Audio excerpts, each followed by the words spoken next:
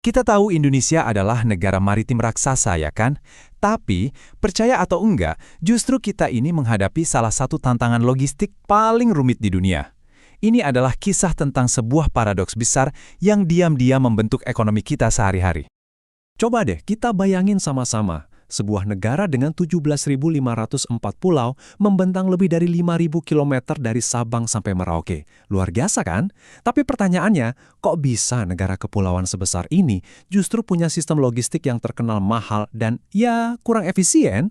Nah, inilah teka-teki besar yang akan kita coba pecahkan bareng-bareng. Inilah yang disebut oleh para ahli sebagai paradoks logistik. Sederhananya gini deh, anugerah geografis kita, lautan luas dan ribuan pulau itu ternyata sekaligus jadi tantangan terbesar kita. Potensi jadi poros maritim dunia ada di depan mata, tapi kita malah kayak tersandung sama konektivitas di dalam negeri sendiri. Setiap masalah besar itu pasti punya gejala kan? Dan untuk paradoks logistik ini, gejala yang paling terasa sakit dan paling kelihatan adalah biayanya. Yuk kita lihat seberapa besar sih beban yang sebenarnya kita semua tanggung? 23%. Coba deh, ingat-ingat angka ini baik-baik, karena inilah inti dari semua masalah yang akan kita bahas. Mungkin kedengarannya cuma angka biasa, tapi dibaliknya, wah, artinya besar sekali. Jadi, apa artinya 23% itu? Artinya, hampir seperempat dari seluruh kue ekonomi yang dihasilkan negara kita setiap tahunnya, atau PDB, itu habis. Terbakar cuma buat urusan mindahin barang, nyimpen barang, dan ngurus administrasinya. Ini indikator utama kalau sistem kita belum efisien. Angka 23% ini jadi kelihatan lebih wow lagi waktu kita bandingkan dengan negara-negara tetangga. Coba lihat deh, biaya logistik kita jauh banget di atas Thailand yang cuma 14%, apalagi Malaysia yang 13%. Kesenjangan ini tuh kayak lampu merah besar buat daya saing ekonomi kita di kawasan. Terus, uang sebesar itu larinya kemana aja sih? Ternyata, potongan kue terbesarnya atau biang kerok utamanya adalah biaya transportasi.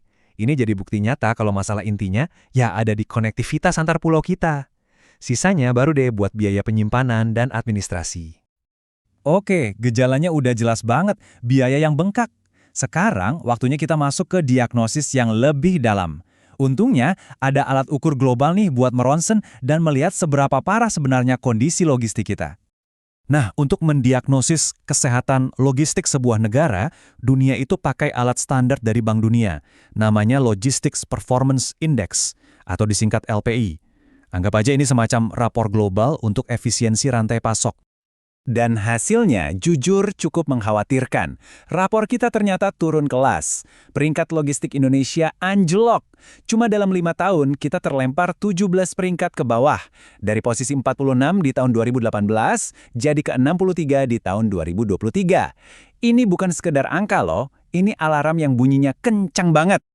Jadi, di mana persisnya letak kelemahan kita? Laporan LPI ini nunjukin dengan sangat jelas bahwa nilai kita anjlok di 2 area utama, ketepatan waktu dan pelacakan. Artinya gini, masalah paling besarnya adalah ketidakpastian kapan barang bakal sampai. Dan susahnya kita melacak posisi barang itu ada di mana secara real time. Oke, diagnosisnya jelek, rapornya merah. Terus kenapa? Kenapa ini penting banget buat kita semua? Apa sih dampaknya bagi ekonomi negara dan bagi kantong kita secara langsung? Yuk kita bedah lebih dalam. Salah satu akar masalah paling unik di Indonesia adalah ketidakseimbangan muatan. Gampangnya begini, kapal dan truk itu penuh sesak bawa barang industri dari wilayah barat ke timur. Tapi pas baliknya ke barat, banyak dari mereka yang kosong melompong. Nah, biaya perjalanan pulang yang sia-sia inilah yang akhirnya harus ditanggung oleh semua orang dan bikin harga jadi mahal. Jadi, poin krusialnya adalah biaya logistik yang super tinggi ini menciptakan efek domino yang merusak kemana-mana.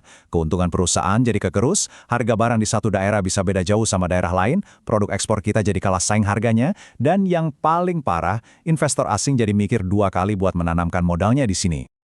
Oke, kita sudah lihat gejalanya, diagnosisnya, sampai dampaknya yang ternyata serius banget. Pertanyaan besarnya sekarang, apa resep pengobatannya? Mari kita lihat rencana besar apa yang disiapkan untuk menyembuhkan penyakit logistik nasional ini.